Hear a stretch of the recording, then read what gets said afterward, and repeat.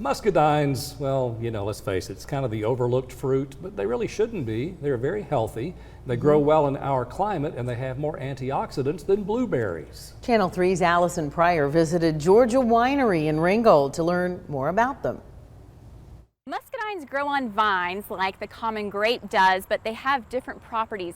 This time of year, they start to ripen and will be ready to be harvested to turn into wine or for eating. Muscadines are not known as a typical table fruit and are harder to eat than a traditional grape. Muscadines, they have a lot thicker skin, and so it's a little bit harder to bite through the skin, and it's a little bit harder to chew. There's very large seeds on the inside. They do taste sweet and delicious, though. You can eat the entire fruit, or you can bite the ripe muscadine to break open the skin and squeeze the juice and fruit flesh into your mouth. You can also enjoy the nutritional benefits of muscadines through preserves, jellies, and wine. About 90% of the muscadines grown in Georgia are turned into wine. They thrive in this area. They do very well in the heat and the humidity.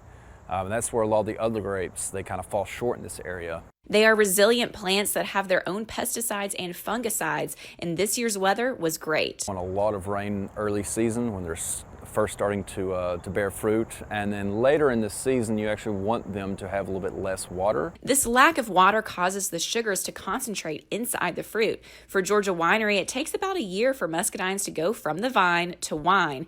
They use a slower freeze fermentation process. Freeze fermentation, it really helps lock in key fruit flavors in the wine. So our wines are known to be very powerful, fruity, sweet wines. And so we kind of have a niche in the market using this fermentation technique that we have. They have about 6 acres of vines at their farm location for wine production, which will be harvested at the end of September.